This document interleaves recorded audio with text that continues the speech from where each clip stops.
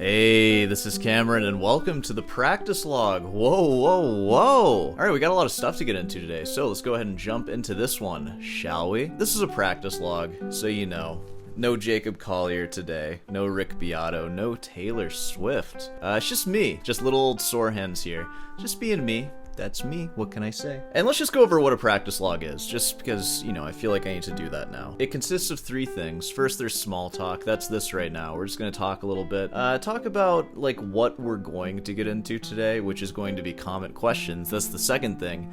Then the third thing is that I'm going to play some stuff for you that I've been working on. I've been working on a lot of music recently because, and you might not know this might be a shock to you, I am in graduate studies right now. So I've been practicing a lot. Today, what time is it now? It's 2:33 p.m. for me right now on a Monday during fall break of school. Woo, fall break. Whoa! I think I woke up at around 7 today, and I've practiced for about 6 hours. I was aiming for 4 hours. It really came out more to 4 hours, probably. I'm sure there were a lot of moments in there that weren't super focused, but I at least was sitting down with my guitar for 6 hours today. And I worked on a lot of stuff. First, of course, I've been working on Julia Florida, and I'm fingering it super thoroughly. I think if you watch the last video, I said that it's 12 lines in total, and I'm gonna really thoroughly finger 2 lines a day. It's day 3 right now, so I'm 6 lines in, halfway through the piece, and man, I gotta tell you, and I'll actually explain how I'm thoroughly fingering it. I have some common questions to get into too, so I'm gonna talk to you guys as well, but I just want to tell you, because this is like a huge revelation in my guitar playing. But writing in left hand, of course, fingerings, like everybody does that. That's the first thing that you would finger when you're learning a new piece. The right hand fingerings, I'm picking a really consistent thing that I'm using for Julia Florida, which it might seem weird at first, because repeating fingers is usually a no-no, especially for like speed, but I'm repeating M-M-I for a lot of stuff, and it works for this piece because it's slow, and it's really stable. And then the third thing that I'm doing is writing in thumb planting for the string that my thumb is going to play in the next measure, like a beat early, to first mute the bass note and to set my thumb up so it's already in position to play. My god, like once all of this is worked out and fingered, it feels like just a guarantee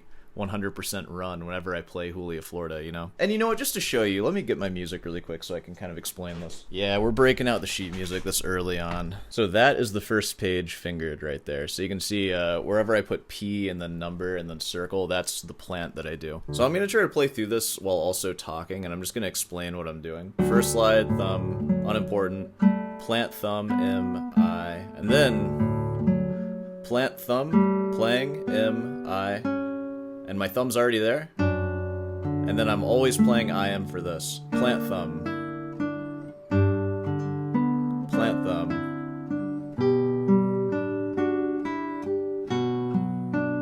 plant.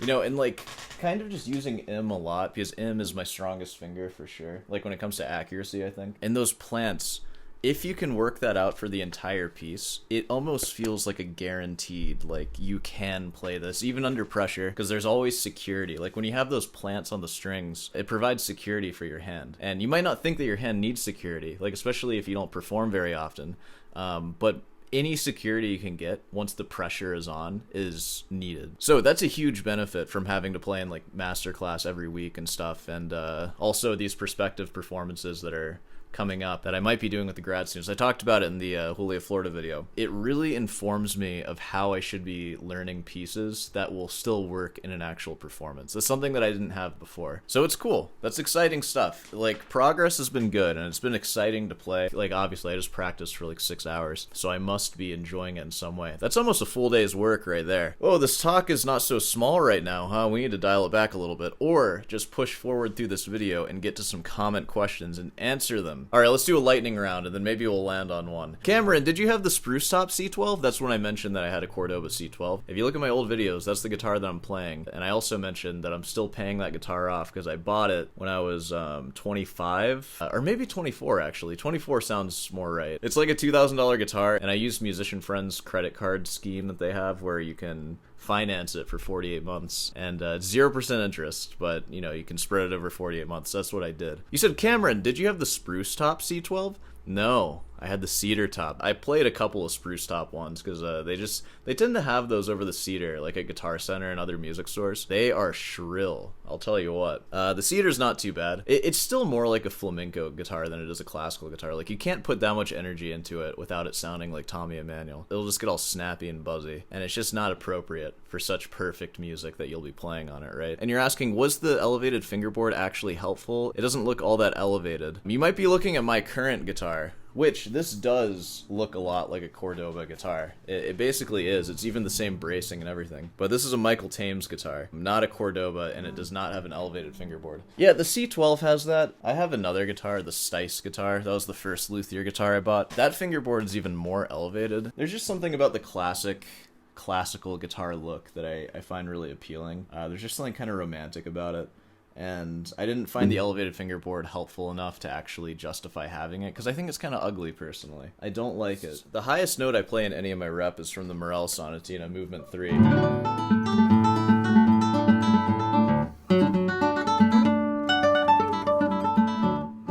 Where you do that thing there. And I don't know, I don't really have any issues playing that on this guitar. Like, even, let's actually go through E minor and see.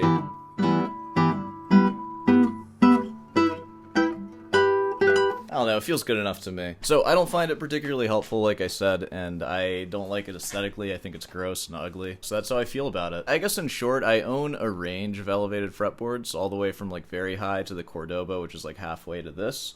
I prefer this. I also like it aesthetically. And there we go. That's the lightning round. Next one, what do we got? Oh yeah, by the way, that was Patrick Taylor. Next one is from What Is Face For? Friend of the channel. He said, interesting that you say playing things over and over isn't the best way to learn a piece. What is the best way? Okay, first off, I don't really know what the best way is. I've had the experience that I've had up to this point, and I've done a lot of playing stuff over and over again, and I've done a lot of other stuff that has led me to learn music faster. So basically, I'm just drawing from that and condensing it into one sentence that you're quoting there, which is, it's not the best way to learn things, playing it over and over again. That is a way to learn things, and it works. I'm sure a lot of people learn music that way, and it comes out better than what I could play. But when you say over and over again, I think it brings up these images of, like, mindless repetition, and that's probably what you don't want to do. Repetition is involved when learning music. Obviously, you have to play things over and over again to some degree, but it should be thoughtful. And when I say thoughtful, I mean every note that you're playing is accounted for.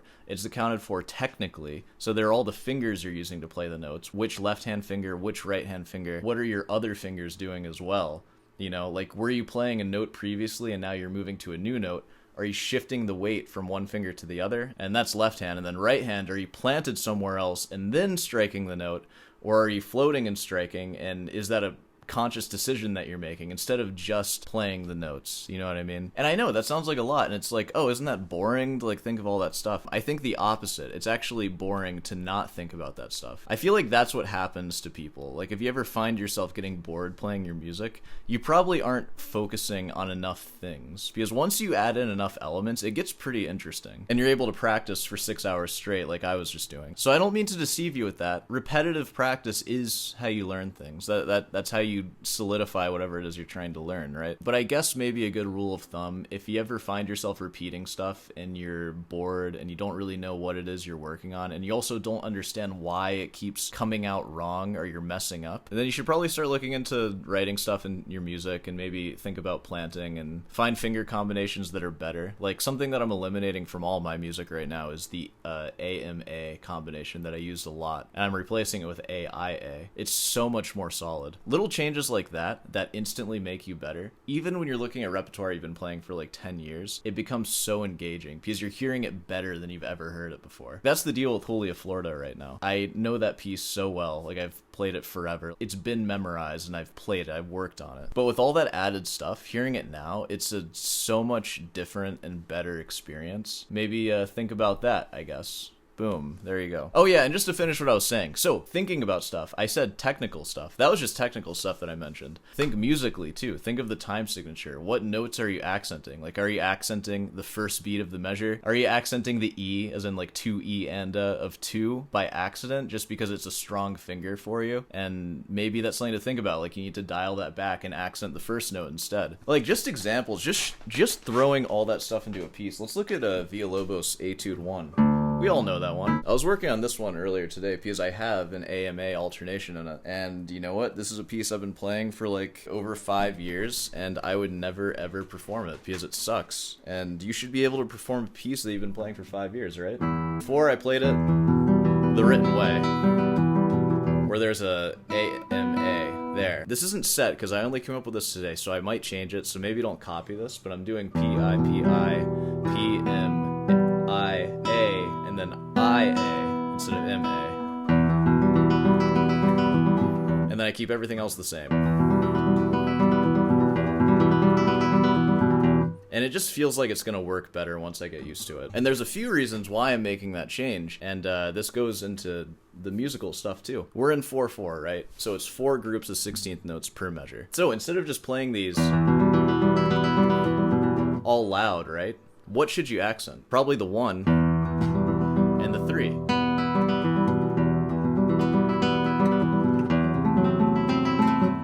You know, like I'm playing it sloppy right now. I literally just made this change today. Something that used to happen to me a lot is I would have weird accents. Like that would be 2E and like I was accenting the of 2 there, you know. Like, that is just not how you'd play something like this. So thinking about that stuff, it makes it way more interesting, and it also makes for a much more informed performance of this piece. So that's good stuff to think about. And why did I change I? Well, first off, to eliminate the AMA alternation, and also I is a very strong finger, and that note I changed is the 3rd beat of the measure.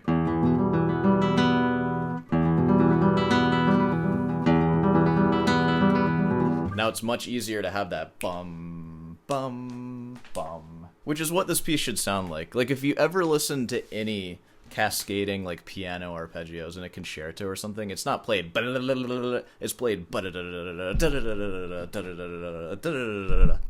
Sorry, I'm, like, hitting the mic all over the place. I'm, like, abusing you right now. Just like, why don't you play your guitar better, huh? And in thinking about that, also, you are going to repeat your music a lot because it's a lot of stuff to work in, and it's going to force you to play slowly because none of that's going to happen unless you practice slowly. So by the time all the stuff is worked in, you've been playing the piece for months and you've been slow practicing it, and you have all this nuance in it now. And that is the difference between you and someone who's actually good at guitar. Oh man, let's end it on this one. This is kind of it might be a hate comment. Let's see here. But this is from JY Hegded 8189. Whoa, friend of the channel or not, I don't know. Why do you make these videos? Because it's my flippin' job. I don't know. This is all I got, man. I don't even teach guitar lessons right now. This started as just a hobby, just to like, I don't know, it's productive to, if you're going to be practicing anyways, just film yourself and upload it. Why not? People are uploading AI slop all the time. Just upload your own crap. Who cares? And I don't know. I think I also just have this need to be an entertainer, like with my speaking voice. My guitar too, but also just my speaking voice. So it's just a thing that I want. I've always wanted a show, and if you look at my early videos especially, it's just me trying to make a show. Like, there's always bits. It's always cutting to something else. I'll do like a thing. It'll be some weird little unboxing angle, then like me playing a piece. Something that really inspired me. I wish I knew the name of it, but it's something that my guitar teacher actually showed me when I was a kid. Not self-taught, by the way. Sorry, everyone. It was this like old-timey show. It was like when TV was first becoming a thing, and it was a live slapstick show where it was like comedy, but then halfway through there's a musical break, and one of the guys who just got like his face punched in goes to the harp and just rips this like sick harp solo. And as a kid seeing that, I'm just like, this guy can do it all. This guy's amazing. So I think I've always been kind of inspired by that idea of like stupid comedy, and then the juxtaposition of going into like just something really amazing, you know? And you know what? Something that you learn when you're making stuff like this is that you don't have to have a reason to make anything, and you certainly don't have to apologize for it. I'm polluting the internet with my videos, and you're polluting my videos with your comments, and that's just kind of how it works. That's the ecosystem. And also I get paid to do it now because enough people watch it, and that honestly is a dream come true. And actually, I remember, dude, When I first started making these videos, I remember it was in like a kind of tumultuous time in my life where I was like at the end of a relationship, and I was teaching like 45 to 60 students, probably closer to 45 at this time. It was just a lot of the same stuff, and like outside of teaching, things weren't that happy, and I just kind of started making videos just for something else, you know? And I remember like weeks into it, I was filming like 2 practice logs a day, and I loved it. Like I remember thinking, this is like a dream come true, making these videos. Just something in my brain just liked it. It loved it, man. I didn't start making these videos until I was 25, and it was something that I wanted to do for years, and like I felt in my heart that I wanted to do, but I just didn't for some reason. And so I don't know, like some kind of flip just switched in me that was just like, okay, I'm doing it now. Maybe if that's something you want for yourself, you can try flipping that switch on your own. I will say something that helped was having a camera already and also having recording equipment already, so I had all the equipment to do it basically. By the way, I owned the camera that I'm using right now. This is the original camera. I know you can tell by the crappy quality, and I can actually film in higher quality, but I don't want to because it takes way more storage. But I had this camera for years before ever using it. I bought it like in hopes of maybe doing what I'm doing now, but it took like several years to actually do it. So that's some advice for you. If you want to do it, just buy a camera and just have it. And if it sits around for a couple of years, that's fine. Eventually, you will find the courage. Alright, let's keep going. Sorry, this isn't very much about guitar. Are you trying to enlighten or help the viewer with your vast knowledge and insight of what you think is playing music with guitar? No, I mean, like maybe a little bit, but not really. I think my main goal is to entertain more than anything. If you learn stuff along the way, that's awesome, but I'm just trying to be entertaining. Is that your goal? I've been playing for over 40 years. Whoa, dude, you must be really good. How long have I been playing? It's, I started when I was 11, so, dude, 16 years. 16 years continuous, too. I've taken no breaks whatsoever, and, I only practice more as I get older, so it's been a while. I didn't start playing classical until I was 19, though, so I'm only 8 years into that. Wow, I've been playing classical guitar for half of my guitar life. That's crazy. According to John Williams' thing, I have 4 more years until I have to start like feeling bad about not being a professional yet. A rock and roll guitarist can be turned out in 12 hours flat. The classical player must devote at least 12 solid years to patient study. 4 years is a long time. I could have a doctorate in 4 years. So I should be pretty decent by then. I'm probably not going for a doctor though. Alright, anyways, sorry. Been playing for over 40 years. I'm always trying to get better, cleaner, and more efficient with both hands. Yeah, man, that's what I do too. But I have never felt the need to post videos that make me look pompous, arrogant, like I don't have any real friends. Why then have I watched more than a few of your videos? Because I'm entertaining, that's why. Boom! Screw you! First of all, I can't get away from your classical guitar face always popping up whenever I'm on YouTube. Hey, and you know what? You know exactly what you're clicking on whenever you watch one of my videos. You can call me a lot of things. You can call me pompous. You can say I have no friends. You can say my girlfriend's fake. I don't care. But one thing that I am not deceiving you. If you click on one of my videos, you knew exactly what you're getting into because my face is on that thing. And you know what? I've been tempted too because there's some videos where, hey, maybe this will get like way more views if my stupid face isn't on it. I resist though because I'm not a liar, okay? I'll deceive you in other ways. Like I'll give you information that's just wrong sometimes because I'm speaking very casually. There's no script, but I promise you anything I say I do think is true in that moment. Or I'm joking and you kind of just have to figure that out, but you get the point. Second, you're critiquing players I like, so I've seen more than I really should admit because all you're really doing is trying to make yourself feel better because of the fact that you don't have any friends and you end up wasting anybody's time that watches your videos, wasting their time thinking I might learn something from this lonely classical guitar player that has no friends and too much time on his hands. Play guitar and stop making videos, please. Have I not played enough guitar for you today? 6 hours? What do you want me to do, 8 hours? What I do is not something that everybody wants to do. I think probably not that many people actually want to do what I do, because what I do is freaking crazy, especially before I was getting paid for it. For a year and a half just about, I was working like 30-hour weeks just on YouTube. No money for that. And yeah, the reaction videos, if you only watch those, your idea of me is probably like exactly what you said, some loser with no friends and too much time. I'm still gonna make these kind of videos though, where they're, you know, not that many jokes are said here, and I'm trying to just talk to you about my practice to inspire you, hopefully, and also to inspire myself too. This is a very like inspiring process, especially when I look back on it. So I don't know, that's what we're doing here. I'm just gonna play one thing for you. I'm not even gonna put processing on it or anything. I'm going to play from memory memory the first section of the Rodrigo Sonata Giacosa. I know I'm saying that like a freaking idiot. The Sonata Giacosa, bro. You right? I'm gonna go eat some pizza after this. I know, I'm sorry. This is gonna be rough. It's really hard, and it's super new, so I'm just going to try to piddle through it, and I'm just going to suck in this practice log, so you just have to accept that. The next one, I'll play something that I know better. But this is a practice log, and it's time for something new, and I feel like I'm playing a lot of the same stuff, so this is the new thing that I'm working on. Sonata Giacosa, bro.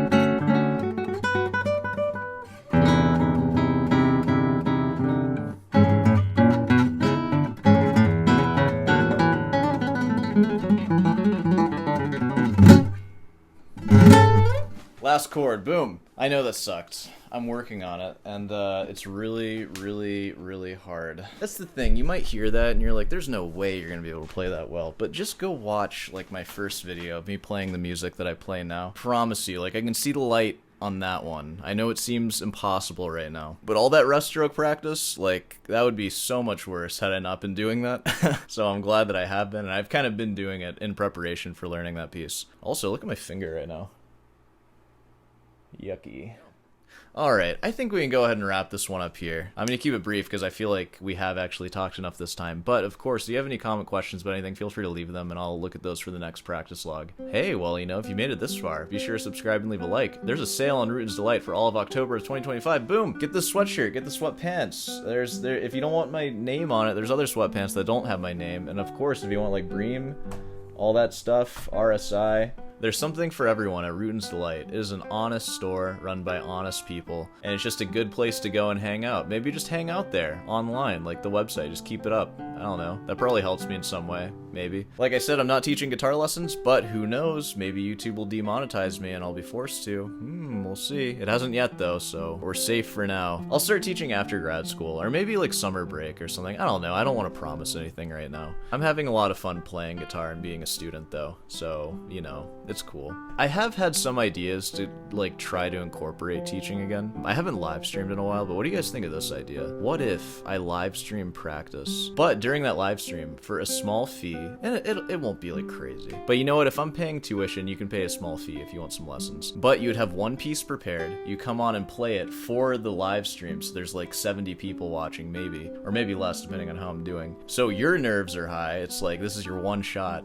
to play, and it's like for me and then also the live stream, so it's like a little audience, you know, and we just take 20 or 30 minutes for you to play, and then also for me to like masterclass you, you know, just like talk about the music and how you're learning it, and like, and I'll say things that I might find disconcerting. I don't know, it's just an idea. I find that for classical guitarists, our biggest thing is finding places to perform. I feel like there's some demand for that, and I do have a platform where I can get like an audience going, so it's something. If you hate it, that's fine. Whatever. You don't have to participate in it. And it's not happening, by the way. But it's an idea, is what I'm saying. Yeah! God, I'm like messing with my finger more.